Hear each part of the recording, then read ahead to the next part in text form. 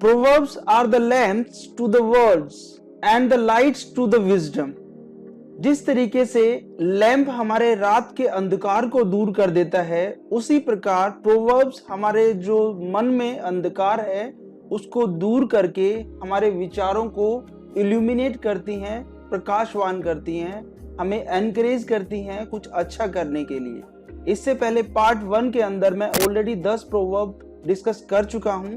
अगर आपने वो वीडियो नहीं देखी है तो राइट साइड में टॉप पे आप लिंक देख सकते हैं, इसको आप क्लिक कीजिए, वो वीडियो देख के फिर यहाँ पर आइए। उसमें मैंने थोरोली डिस्क्राइब किया है कि प्रोवर्ब्स क्या होती हैं, किसी भी सेंटेंस का लिटरेरी मीनिंग क्या होता है और फिगरेटिव मीनिंग क्या होता है। तो स्क्रीन पे आप 10 प्रोवर्ब्स देख सकते हैं। आज की वीडियो में हम इन 10 प्रोवर्ब्स को डिस्कस करेंगे। बहुत ही इंपॉर्टेंट प्रोवर्ब्स हैं। So let us begin here. Today's first proverb is here, बूंद बूंद से सागर भरता है। Every drop counts.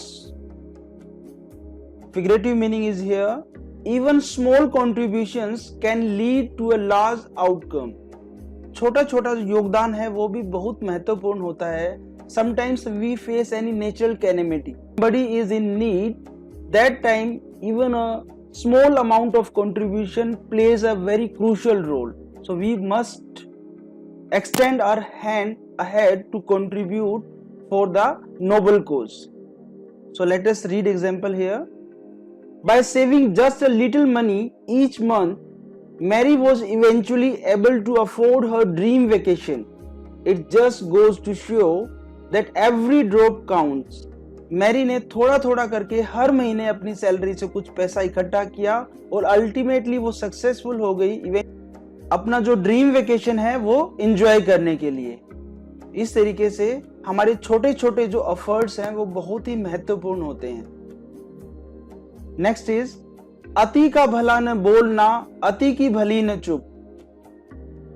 To much of anything is good for nothing. Good for nothing, useless, futile, बेकार, किसी काम का नहीं। You are good for nothing, तुम किसी काम के नहीं हो, तुम निकम्मे हो। टू मच ऑफ एवरीथिंग, बहुत ज्यादा होना, अधिकता होना, एक्सेस होना किसी चीज की। Excess of anything is bad. We can say this in this way also. So figurative meaning, excess in any aspect can lead to negative consequences. चाहे वो अच्छाई है चाहे वो बुराई है, किसी भी चीज में अधिकता होना अच्छी बात नहीं है। This is great to be passionate about your work. बहुत अच्छी बात है कि भी आपके अंदर बहुत लगन है, जुनून है अपने काम के प्रति, लेकिन working 16 hours a day can lead to burn out. 16-16, 18-18 घंटे काम करना डे नाइट, ये आपके लिए काफी थका देने वाला, आपको परेशान कर देने वाला हो सकता है। आपकी फुल एनर्जी वहां स्पॉइल हो जाएगी and you may be unhealthy at that time. Remember, too much of anything is good for nothing. So you must take care of your health as well. देर आए दुरुस्त आए। Better late than never. It's better to do something late than not to do it at all. किसी भी काम को ना करने से अच्छा है हम कुछ उसको देर से ही क्यों न कर लें। Sometimes we are helpless, we might be busy somewhere. Things are not in our control, so we must not procrastinate the thing. We must not cancel the thing. Better late than never. Better late than never. Example is here. He finished his degree in his 40s, proving that it's better late than never to pursue your dreams. अपने सपनों को कभी पूरा ना करने की बजाय बेहतर है कि वो देर से ही क्यों न पूरे हो जाएं। जैसी करनी वैसी भरनी। As you sow so shall you reap. Sow उगाना, बीज हम जो उगाते हैं खेत में, और रीप होता है फसल को काटना। योर एक्शंस गुड और bad determine what you get in return. आपके जो भी एक्शन हैं, चाहे वो अच्छे हैं चाहे वो बुरे हैं, वो निर्धारित करते हैं कि आपको इन फ्यूचर क्या मिलने वाला है in return. After years of hard work, she was finally promoted. As you sow, so shall you reap. उसने काफी समय तक, लंबे समय तक हार्ड वर्क किया, मेहनत की, अपने आप को प्रूव करने की कोशिश की और अल्टीमेटली उसको प्रमोशन मिला। नेकी कर दरिया में डाल, do good and forget. We can also say do good and cast into the river. Perform acts of kindness without expecting anything in return. Kindness, दयालुता के काम कीजिए बिना किसी उम्मीद के कि आपको बदले में कोई रिवार्ड मिलेगा, रिगार्ड मिलेगा। Such things should be done without any selfishness. John donated to the charity anonymously. Anonymous क्या होता है? गुमनाम, बिना अपना नाम बताए हुए गुमनाम, without any identity. Embodying the principle of do good and forget. Embodying क्या होता है? Best example of something. उसने बहुत अच्छा एग्जाम्पल दिया, सेट किया कि बिना किसी दिखावे के, बिना किसी शो ऑफ के उसने डोनेशन की। एम्बोडी के एक और मीनिंग है यहाँ पे, the latest model embodies many new features. Embodies means include or containing. Second हमने डिस्कस किया है best example of something. To me she embodies all the best qualities of a teacher. मेरे अकॉर्डिंग, टू मी, मेरे according, she embodies, she includes, she imbibes, she contains all the qualities of a best teacher. उसमें सभी अच्छी जो qualities हैं teacher की वो समावित हैं, इंक्लूडेड हैं। आप भले तो जग भला। If you are good the world appears good. Your perception of the world, perception नजरिया, is a reflection of your own attitudes and behaviour. आपका जो नजरिया है समाज के प्रति वही रिफ्लेक्ट होके आपको वापस मिलता है। Law of attraction we have read thoroughly. जो भी हम समाज को देते हैं, जो भी हमारे विचार होते हैं, थॉट्स होते हैं, हमारा जो एटीट्यूड है, जो हमारा बिहेवियर है, हमारी लाइफ भी उसी तरीके से बन जाती है। We always should be optimistic, affirmative and helpful. Once he started viewing challenges as opportunities. एक बार उसने शुरू कर दिया अपने जो चैलेंजेस हैं उनको एज अ अपॉर्चुनिटी, एक अवसर के रूप में। He took all the challenges affirmatively, positively. His whole outlook change for the better. उसका सारा जो नजरिया था वो अच्छे के लिए बदल गया। It's true, if you are good the world appears good. अगर आप अच्छे हैं तो हर चीज अच्छी अपने आप हो जाती है। We must work on our own skills, etiquettes, moral values. जान है तो जहान है। Where there is life, there is hope. As long as someone is alive, there are possibilities and opportunities. अगर आप जिंदा हैं तो सब कुछ है। The biggest blessing of the Almighty is we are alive.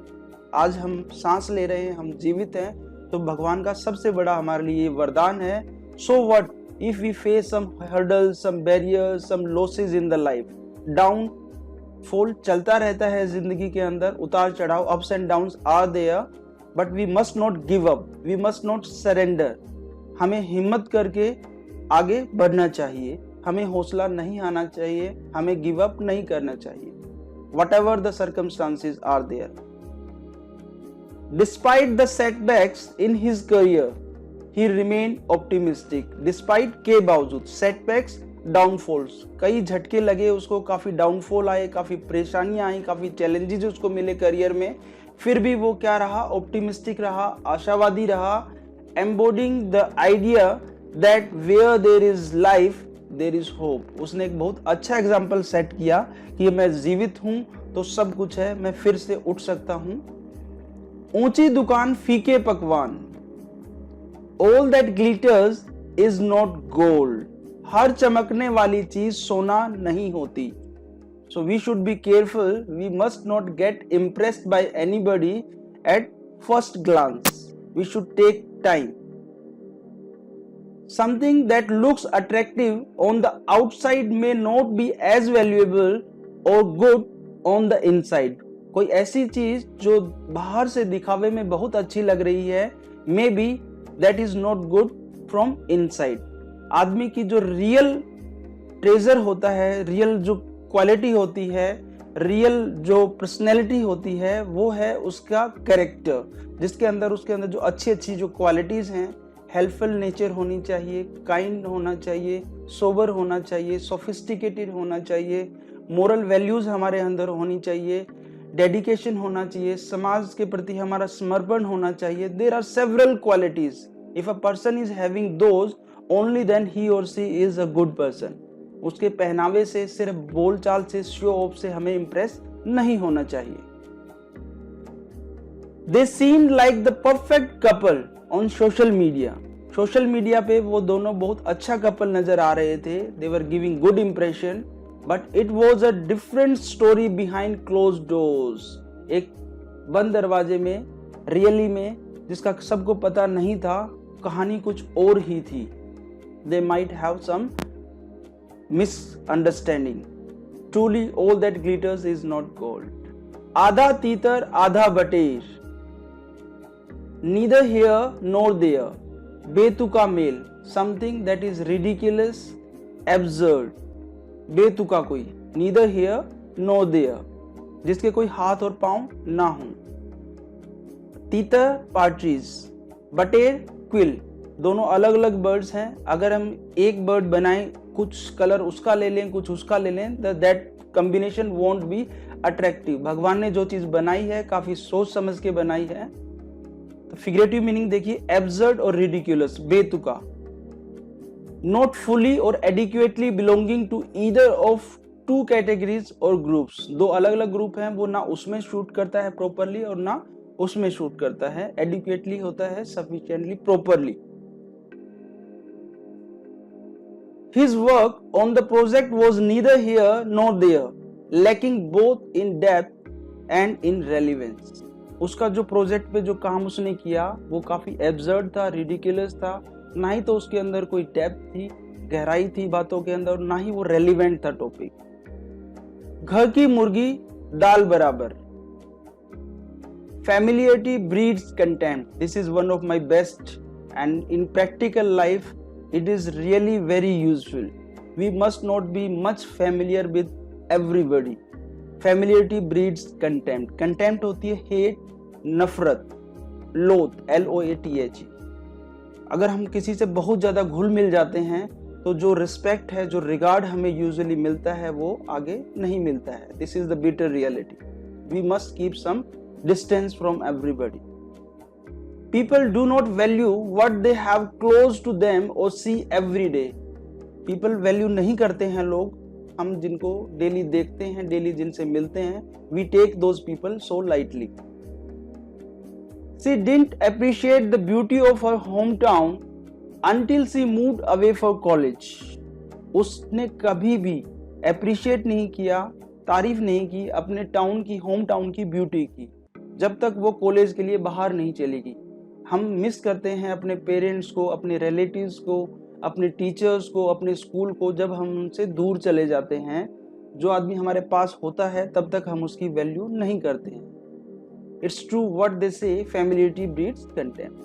So thank you very much. Hopefully you enjoyed my video, you learned something. It might have been proved a didactic video. If you want me to continue with these proverbs videos, please like it, comment in the comment box and subscribe my channel.